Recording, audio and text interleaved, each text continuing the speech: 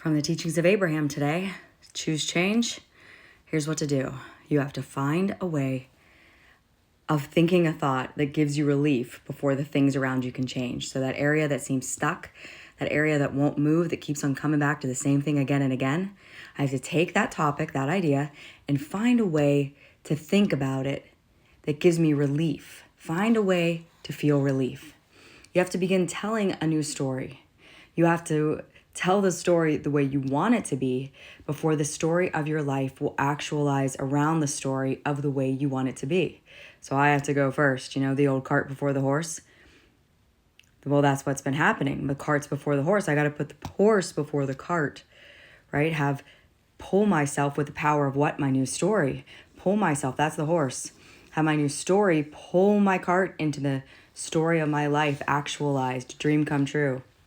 Everything that is being lived by everyone is in response to the story that they are telling. The way that they think, the way that they feel, their moods and attitudes. You are your point of attraction. Isn't it good to know? Everything being lived by everyone. Why does someone have one thing and another person doesn't? The story that they're telling. If you want something to shift in the story and the way it manifests, you have got to start telling the story in a way that shifts your emotions as you tell it. I got stars by this because it's helpful to remember. Just saying the words of the new story is good. It's a start, but it's not enough to really get the job done. But it might get me to this step where I actually shift my emotion while I'm telling the story. I have to have that emotional shift, that relief. Oh, here's a good one. You've got to leave getting a response from others out of the equation and look only for the response you get from alignment with your own higher self. Other people's ideas, out. Responses from others, out.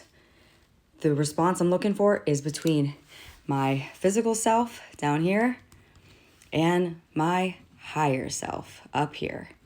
Saying up because it feels that way, right? It feels up. Because it maybe is. I'm not really sure. Is it inside? But I'm going with up for this example here. So we got the lower self and the higher self. And when they're in concert, when they're in harmony, when they're playing great music, you know what happens? Every good thing rains upon us.